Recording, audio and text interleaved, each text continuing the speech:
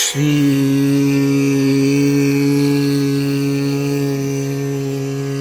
कृष्णाय वासुदेवाय देवकी नंदनाय च नंद गोप कुमाराय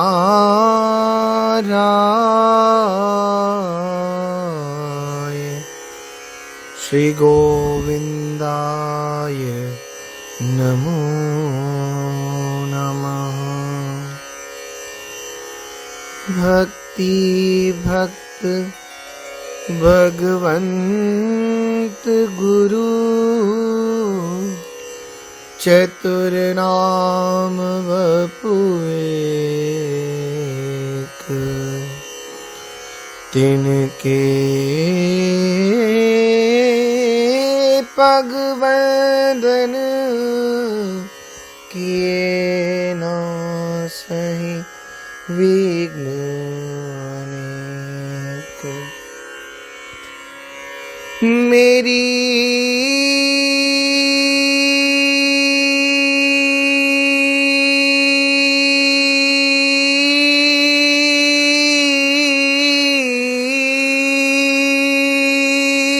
भव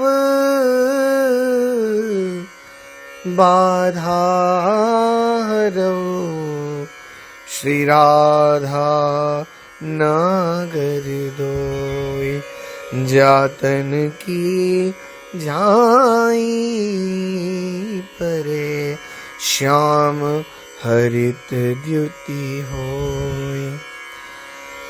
बंदो गुरुपद कंज कृपा सिंधु नर रूप हरि महामोहतम पुंज जासु बचन रवि कर निकर। सब संतन निर्णय कियो मति श्रुति पुराण इतिहास भजवे को द्वहि सुघर के हरिदास। श्री हरि जो आई बिराजिए कथा रसिक हरिदास। तुम श्रोता भक्तमाल के तब पद रज हम दास। जय श्री कृष्ण। श्री भक्त चरित्र के अंतर्गत श्री उद्धव जी का चरित्र हम लोग श्रवण कर रहे हैं। पूर्व भाग में हमने श्रवण किया श्री उद्धव जी जाकर के समस्त ब्रजांगनाओं के मध्य बैठ गए। समस्त ब्रजांगनाएं घेर करके उद्धव जी को बैठ गई और वार्तालाप आरंभ हुआ। उद्धव गोपी संवाद, अद्भुत संवाद। उद्धव को उपदेश सुनो ब्रज नागरी, रूपशील लावण्य सवे गुण आगरी। प्रेम ध्वजारस रूपिणी, उपजावनि सुख पुंज। सुंदर श्याम विलासिनी, नव वृंदावन कुंज। सुनो ब्रज नागरी, कहन श्याम संदेश। एक में तुम पे आयो, कहन समय संकेत कहूँ अवसर नहीं पायो।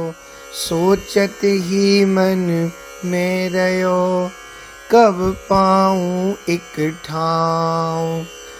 कही संदेश नंद लाल को, बहुरी मधुपुरी जाऊं। सुनो ब्रज नागरी। बोले इतनी भीड़ थी, इतने सब थे, कैसे मैं उनका संदेश तुम्हें कहता। कोई अवसर नहीं मिला, जैसे तैसे अब अवसर मिला है। हे ब्रज नागरी, उद्धव का अब ये संदेश जो गोविंद ने दिया है, इस संदेश को उद्धव के मुख से श्रवण करो। जैसे श्री ठाकुर जी का नाम आया, सुनत श्याम को नाम, वाम घर की सुधि भूली, भरी आनंद रस हृदय, प्रेम बेली द्रुम फूली, पुलक रोम सब अंग छई, भरी आए जल नैन, कंठ घुट घुटे गद गद गिरा, बोले जात न बेन व्यवस्था प्रेम की। क्या दशा हो गई गोपियों की, कंठ अवरुद्ध हो गया, नेत्रों से अश्रु प्रपात होने लगा, शब्द मुख से नहीं निकले। उद्धव के मुख से श्याम शब्द को सुन करके अर्घासन बैठा रे बहुरी परिक्रमा दीनी, श्याम सखा निज जाने, बहुत हित सेवा कीनी। बूझत सुध नंदलाल की, बिहसत मुख ब्रजबाल, नीके हैं बलवीर जो, बोलत वचन रसाल, सखा सुन श्याम के। उद्धव से पूछा, पहले तो अर्घासन दे करके बैठा करके गोपियों ने परिक्रमा की उद्धव जी की। हमारे गोविंद का, श्याम का सखा है, सब सेवा कर रहे हैं। और फिर पूछा कैसे हैं दोनों। उद्धव बोले, कुशल राम अरु श्याम, कुशल संगी सब उनके, जद कुल सिगरे कुशल, परम आनंद सबन के, बूझन ब्रज कुशलात को, हो पठियो तुम तीर, मिले हैं थोड़े दिनन में, जनि जिय हो अधीर, सुनो ब्रज नागरी। और जैसे गोपियों ने संदेश सुना, सुनि मोहन संदेश, रूप सुमिरन है आयो, पुलकित आनन कमल, अंग आवेश जनायो, विह्वल वे धरणी परी, ब्रज बनिता मुरझाए, दे जल छीट प्रबोधई, ऊधो बेन सुनाई, सुनो ब्रज नागरी। जैसे मोहन का संदेश सुना, पुलकित अंग हो गया, आवेश आ गया, और विवल होकर के पृथ्वी पर समस्त ब्रज बनताएं मुरझा के गिर गईं। उद्धव ने श्री यमुना जल के ऐसे छींके मार करके उनके ऊपर जल डाल करके उन्हें चेत कराया। उद्धव ने कहा, हे ब्रज देवियों, लियो आपकी प्रीतम ने पत्रिका भेजी है। गोपियां देख रही है पत्रिका को। पाती ये मधुबन ते आई, ऊधो हरि के परम स्नेही, ऊधो हरि के परम स्नेही तिनके हाथ पठाई पाती, ये मधुवन ते आई। और क्या दशा हो गई? को बाचत को धरत नैन पर, को बाचत को धरत नैन पर, काओ कंठ लगाई, को फिरी फिरी बूझत उद्धव सो, आपने लिखी कन्हाई पाती, ये मधुवन ते आई। बहुर्योले उद्धव को दीनी, तब उन बाची सुनाई, तब उन बाची सुनाई पाती, मधुवन ते आई। उद्धव बोले, मैं सुना हूं आपको ये पत्रिका में कहा लिखा है, मन में ध्यान हमारो राखो, सूर श्याम सुखदाई पाती, ये मधुवन ते आए। भवती नाम वियोगो में नहीं सर्वात्मना क्वचित, यथा भूतानि भूतेषु खं वायवग्निर्जलं मही, तथा हम च मनः प्राण भूतेन्द्रिय गुणाशयः। संदेश दे रहे हैं श्री उद्धव जी। गोपियों, श्याम सुंदर ने कहा है, मैं सबका उपादान कारण हूँ और कारण होने से सबका मैं आत्मा हूँ, जितने हैं सबकी आत्मा मैं हूँ, सब में अनुगत हूँ, इसलिए मुझसे कभी तुम्हारा वियोग नहीं हो सकता। जैसे संसार के सभी भौतिक पदार्थों में आकाश, वायु, जल, अग्नि और पृथ्वी पांचों भूत व्याप्त है, इन्हीं से सब वस्तु बनी और ये ही उन वस्तुओं के रूप में है, वैसे ही मैं मन, प्राण, पंचभूत, इंद्रिय और उनकी विषयन को आश्रय हूँ। वे मोह में है, मैं उनमें हूँ, यानी वो मुझ में है और मैं उनमें हूँ। और साची बात पूछो तो मैं ही उनके रूप में प्रकट है रहा हूँ।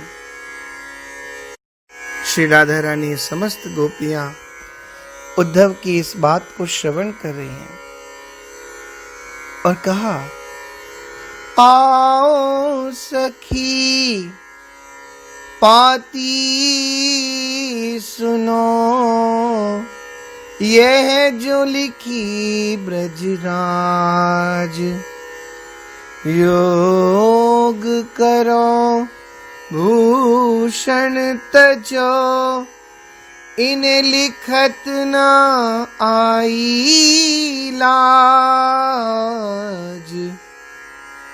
आखरिया जीनी परी, पंथ निहारी निहारी, जी भरिया छाले परे, कृष्ण पुकारी पुकारी।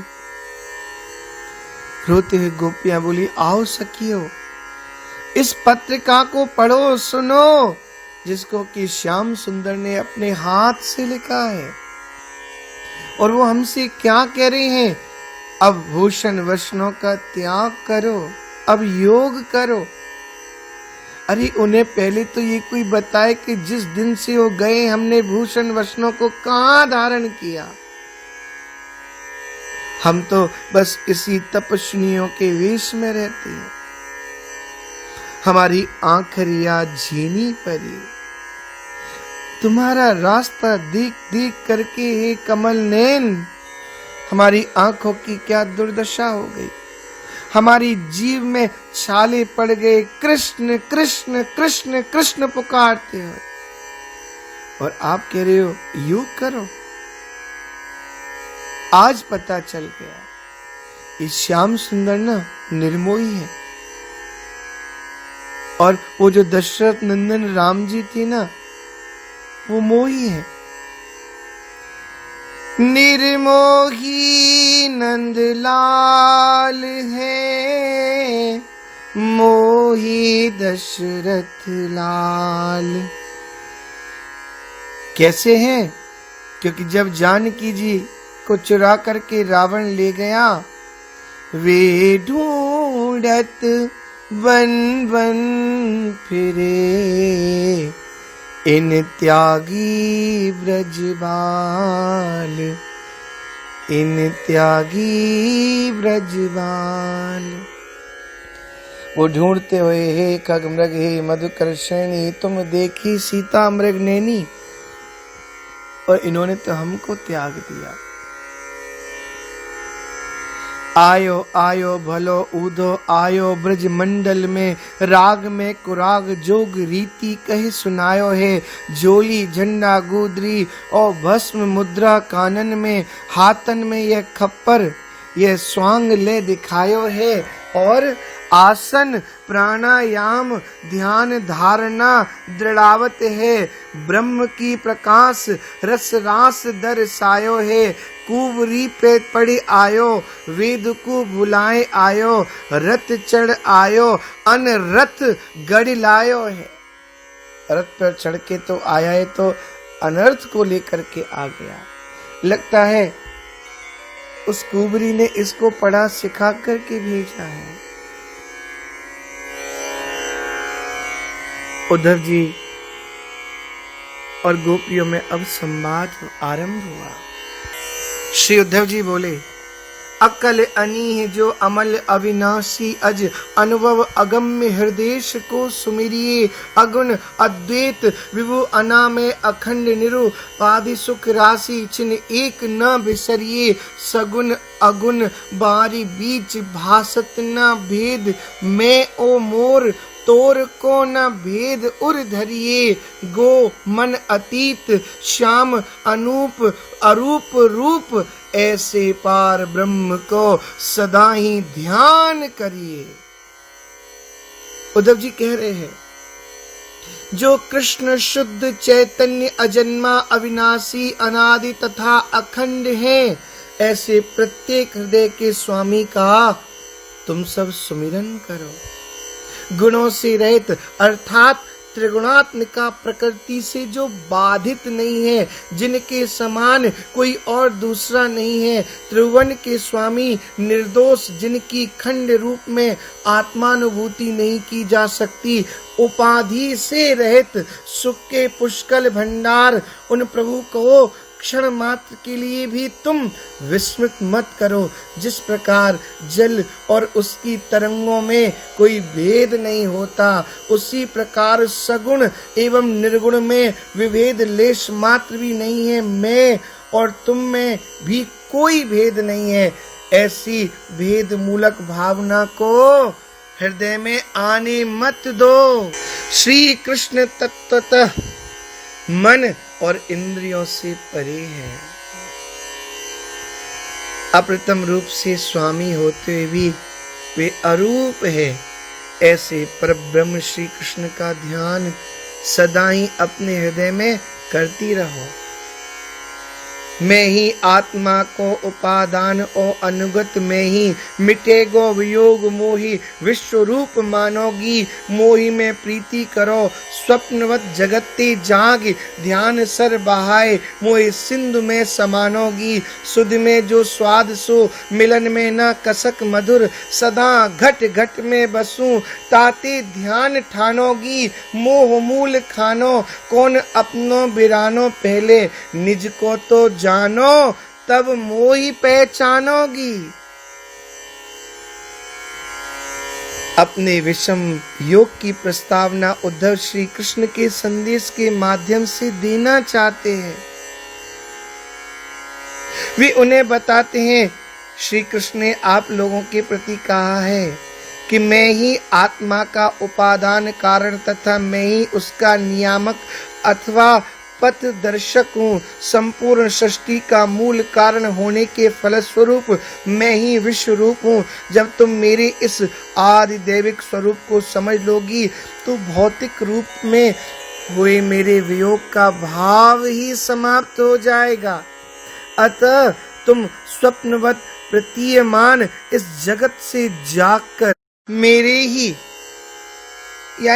ही में अपनी प्रीति को स्थिर करो। ध्यान रूपी सरोवर के तट को तोड़कर उसके प्रवाह से जागते दृष्टि को बहाकर समुद्र रूप मुझ में विनिमज्जित कर दो।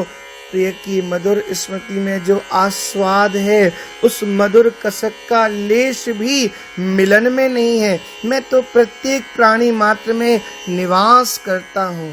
इसलिए तुम ध्यान के माध्यम से अपने घट में बसे मुझ इष्ट का साक्षात्कार कर सकती हो। पहले मोह के मूल को उखाड़ कर फेंक दो। यहाँ कौन अपना है और कौन पराया। सबसे पहले स्वयं यानी अपनी आत्मा स्वयं को पहचानो, उसके पश्चात ही तुम मुझको पहचान सकोगी। निज को तो जानो तब मोही पहचानोगी।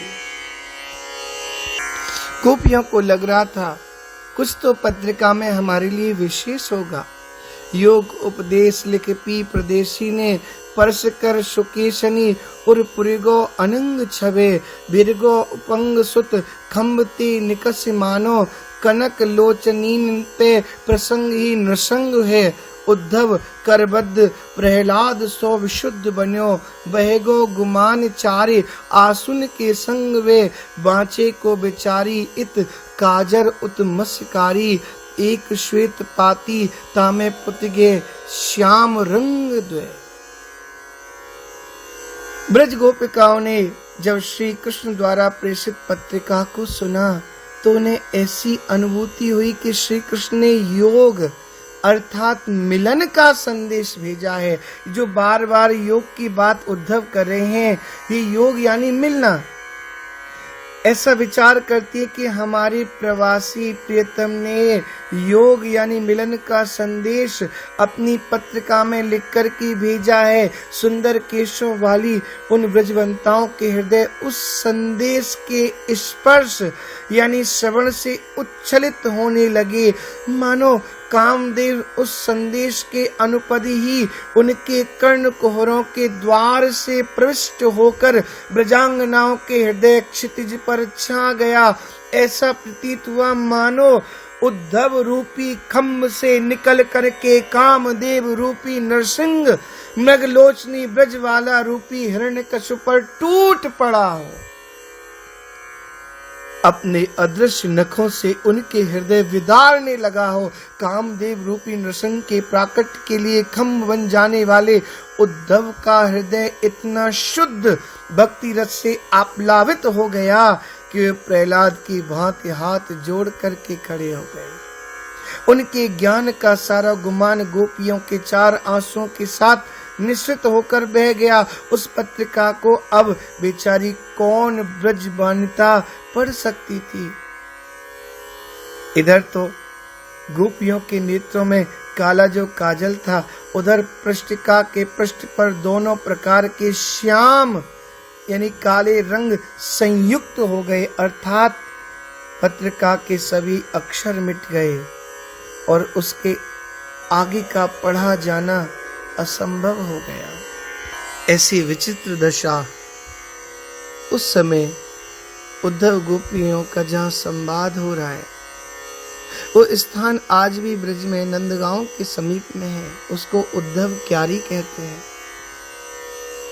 जहां बैठ करके श्री उद्धव जी ने उपदेश दिया और ब्रज गोपिकाओं ने उद्धव जी को वहां अपना भाव समझाया। आगे का भाव हम लोग अगले भाग में श्रवण करेंगे।